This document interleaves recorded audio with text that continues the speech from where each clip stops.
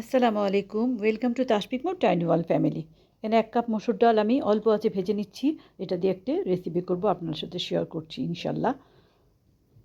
বিসমিল্লাহির রহমানির রহিম। এখানে 2 টেবিল চামচ তেল আমি দিয়ে দিলাম।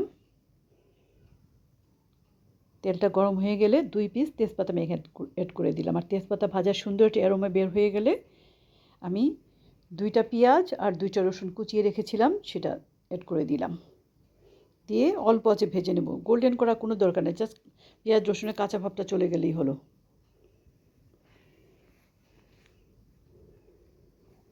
1 চা চামচ আদা বাটা, 1 চা চামচ রসুন বাটা অ্যাড করে দিলাম। আর হাফ চা চামচ করে হলুদ মরিচ ধনিয়ার গুঁড়া দিয়ে দিলাম। পরিমাণ মতো লবণ দিয়ে দিলাম।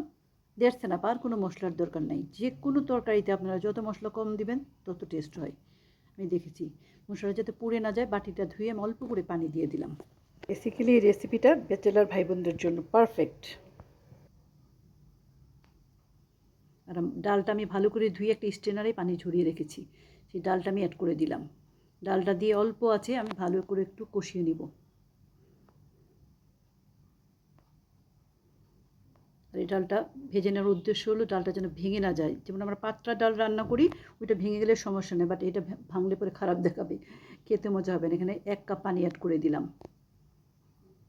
আর এটা খুব একটা ঝোলও হবে না বা খুব একটা থিকও হবে না, ভুনা ভুনা ভাব হবে। 2-1 মিনিটের জন্য ঢেকে দিলাম ডালটা বয়েলড হয়ে যাওয়ার জন্য। আর এখানে 1টা টমেটো আর 2টা কাঁচামরিচ কুচি অ্যাড করে দিলাম। আমরা যখন ছোট ছিলাম এই ডালটাকে আমরা বলতাম কেসকি ডাল, সবাই বলতাম আমাদের ভাই বোন। তো কেন বলতো না, আই ডোন্ট নো। এটা কোন দেশের ভাষা, কোথা থেকে আসলো আমি দ্বিতীয় কারো মুখে শুনি নাই। আমাদের দেশ অবশ্য ব্রাহ্মণবাড়িয়া। ঢেকে দিলাম আমি। আর আপনাদেরকে যদি জানা থাকে এর অন্য দেশের মানুষ কেসকি ডাল বলে কি না, আমাকে কাইন্ডলি একটু বলবেন। এখন অবশ্য আমরা বলি ডাল ভুনা, ডাল চচ্চড়ি। আর এখানে হাফ চা চামচ জিরার গুঁড়ো আমি অ্যাড করে দিলাম।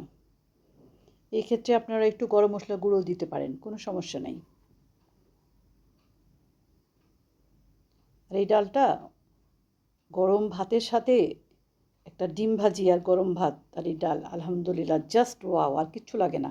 আর আমার ছেলের ভীষণ প্রিয় এই ডাল চচ্চড়িটা আর ডিম ভাজি। যেদিন এটা করতাম তখন আমার ছেলে এটা দিয়েই খুব মজা করে ভাত খেত। এখনও ওর অনেক প্রিয় এই ডাল চচ্চড়ি। আলহামদুলিল্লাহ, looking so yummy, so tasty. আপনারা করে খেয়ে দেখবেন যে কতটা টেস্ট এই ডালটা। আলহামদুলিল্লাহ, রান্নাটা আমার অলমোস্ট ডান। আমি সার্ভ করে নিয়েছি। আর উপরে আমি একটু রসুন পেঁয়াজ আর শুকনো মরিচের বাগার দিয়ে দিয়েছি, এই জন্য আর একটু সুন্দর একটা স্মেল বের হয়েছে।